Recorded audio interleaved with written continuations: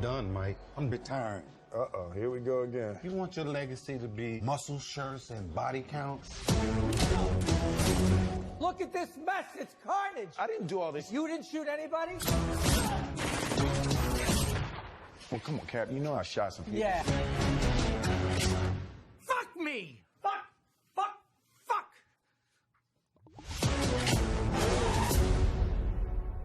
In these streets, I never trusted anybody but you. I'm asking you, man. Bad boys. One last time. One last time. I'm the definition of half man, half drugs. Ask the clubs, bad boy, that's what's up. He's driving through a mall. We're not just black, we're cops too. We'll pull ourselves over later. It's official. I survived what I've been through. Y'all got drama, the saga continues. Aloha! This is Trinidad the Island Man, your Island Man, coming to you live once again from beautiful Hawaii here on the island of Oahu, bringing you, yes you, the best movie reviews on the entire island of Oahu. And yes, this is Trinidad the Island Man, your Island Man. And, Saturday night, no, actually Friday night, I finally went ahead and I saw Bad Boys for Life. Now this is part 3 of the official Bad Boy series, started by director Michael Bay, who directed 1 and 2, but did not return for part 3. However, Martin Lawrence and Will Smith both did, reviving their roles, their famous roles, that really helped them become superstars of yesterday. I can't say today because it's not really today. Martin Lawrence kind of has faded away from the spotlight, and even Will Smith finds himself struggling in many roles. But without further ado, remember our rating scale. Shock a thumbs up. It's good to see. I recommend it. Shock a thumbs down. It's bad to see. It's junk. I don't recommend it. And for Bad Boys for Life, essentially Bad Boys Part 3, it is a shock a thumbs up. But let me caveat that by saying it is a weak shock a thumbs up. If you took the plot of Beverly Hills Cop Part 2, combined it with Lethal Weapon, I want to say 4, you would kind of sort of have a mishmash of this movie. And just to put a cherry on top of it, shake it up and put in a little bit of Gemini Man in it, and you would have Bad Boys for Life. Essentially, this picks up our dynamic duel, Martin Lawrence and Will Smith, the 17 years later, as Part 1 was in 1995, which I remember, and Part 2 was in 2003, which I also remember seeing. I was not... I don't know who was asking for this movie. Maybe it was Will Smith, definitely maybe Martin Lawrence, since he hasn't been in anything for, at least a decade maybe. But yeah, this has been, Yeah, so basically this is a throwback to the wannabe 80s action films of the 90s, of the mid-late 90s.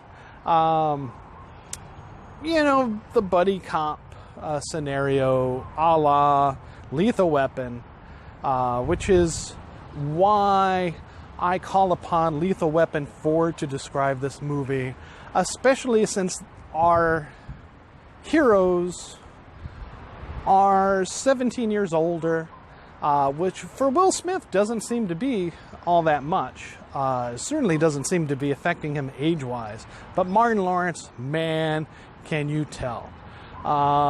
He's looking like me. It's like, if you saw me 17 years ago, I would have been good for Bad Boys, one of those movies. But you look at me now and just throw me in the Martin Lawrence category. Everything that you see is what you see with Martin Lawrence. And even his comedy has slowed down considerably. He has some one-liners. He finally starts to get into his role. He seems to find his place finally, in the third act. But man, he is the drag on this movie through the first and second act. Being the Lethal Weapon character that's, oh, we're too old for this shit. We gotta retire. I want to retire. I got my family. It's like, this is straight out of Lethal Weapon, Part 4 especially.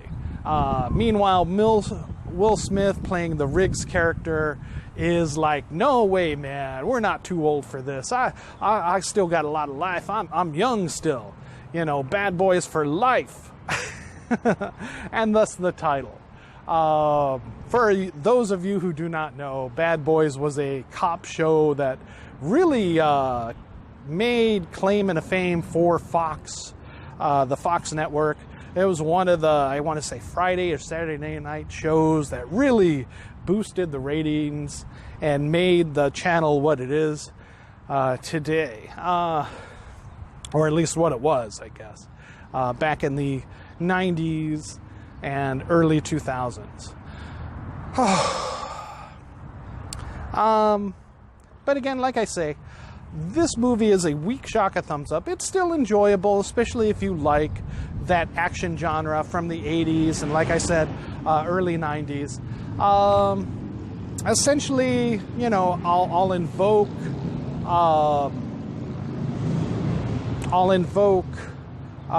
like I said, Beverly Hills Part 2 again. An enemy from the past returns, causing our heroes to have to reconsider their plans of retirement, get back together, and, lay down the law and bring these people to justice. The captain is shot. Not really a big spoiler, especially, somebody's going to get shot in this cop movie filled with lots of guns and craziness.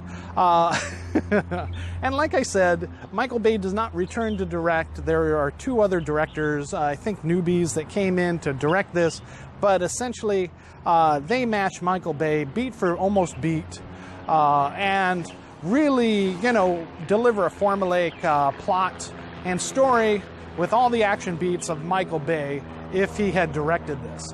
So they definitely watch 1 and 2 of the Bad Boys series to get a good feel of what they wanted to do in this movie. So they bring back a villain from the past, from Will Smith's past, who shoots Will Smith. So right there, essentially how Will Smith survives, I don't know. He takes 4 shots to the chest, but pulls through. Meanwhile, later on in the show, him and Martin Lawrence's police captain, who returns back from the first and second movie, which is a nice, nod. However, he gets shot once and is dead. And it's like, I was really liking him as the police captain still, and I'm surprised he wasn't promoted over those 17 years, but I guess dealing with these yahoos held him back, obviously. But it certainly didn't save him from a bullet, unlike Will Smith. We come to find out that, we get into the Gemini man part of the plot in the third act, where this is going to be major spoilers from here on in. So I am warning you now. Essentially, it turns out this killer is the son of a former cartel,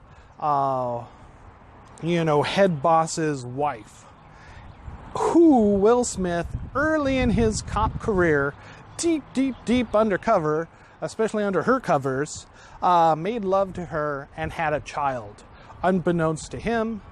And his son is raised by her, filled with hatred to avenge, her and what Will Smith had done to her, taking her from her place of fame and money and you know, cartel richness, I guess.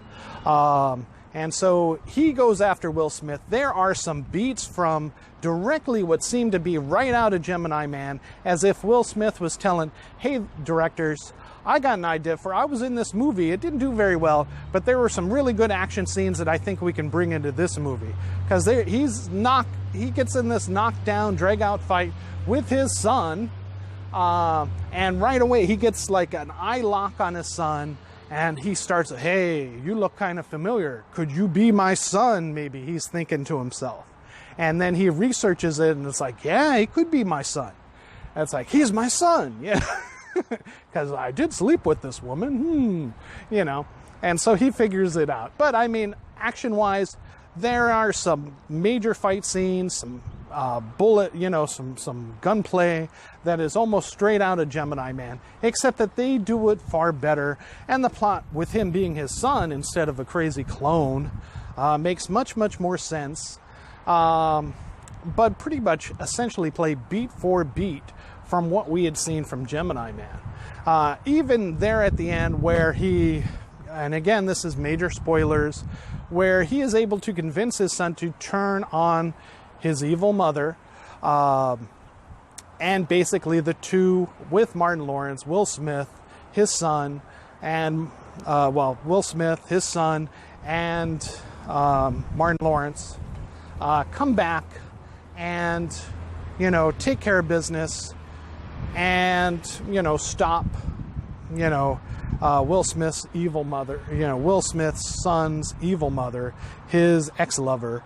And basically, it is set up for a sequel where maybe his son will become part of the Bad Boys team, maybe even in part for carrying on the torch for Will Smith. And we don't know who the Martin Lawrence character will be. So yes, so a combination of 3 movies. You know, we got Beverly Hills Cop Part 2, Lethal Weapon 4, and Gemini Man all go into making a pretty decent action film. But if you're looking for high drama, high stakes, you know, rich acting, you're not going to find it here. So it is a shaka thumbs up, but a weak shaka thumbs up at best.